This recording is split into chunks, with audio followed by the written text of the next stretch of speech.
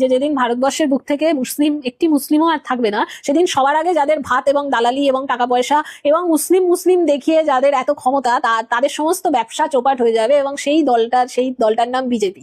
ফলে বিজেপি ততদিনই থাকবে যতদিন ভারতবর্ষে মুসলিমরা আছে। এটা বুঝতে না পেরে যদি কোনো হিন্দুর মনে হয় হিন্দু হিন্দু বিরাট ভাই ভাই, তাহলে ওই আবার যেহেতু বাংলা বাঙালি করি, সেহেতু বাঙালিদের প্রশ্ন করবো যে আপনার পবিত্র বলির মাংস কি আপনার হিন্দু গুজরাটি ভাইরা খাবে? মাথায় ঠেকিয়ে খাবে না তো।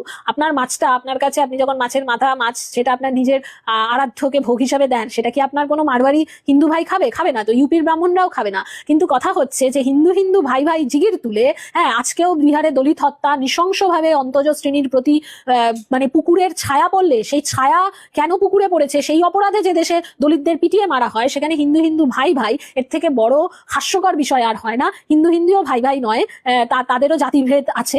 আর মুসলিমদেরকে টিকিয়ে রাখার জন্য বিজেপি আছে। এটা কেবলমাত্র একটা তাস। হিন্দু মুসলিম কারোরই এতে কোনো ভালো হবে না। জীবন, আপনি একদম ঠিক বলেছেন। মুসলিমরা আছে বলে এদের পেট চলছে, আর মুসলিমরা যেদিন থাকবে না সেদিন আল্লাহ তাআলা এই দুনিয়াটাও আর রাখবে না। আর হিন্দু হিন্দু ভাই ভাই খালি ভোটের সময়তে আসলেই হিন্দু হিন্দু ভাই ভাই, আর ভোট হয়ে গেলে যে কার ভাই সেখানেই থাই।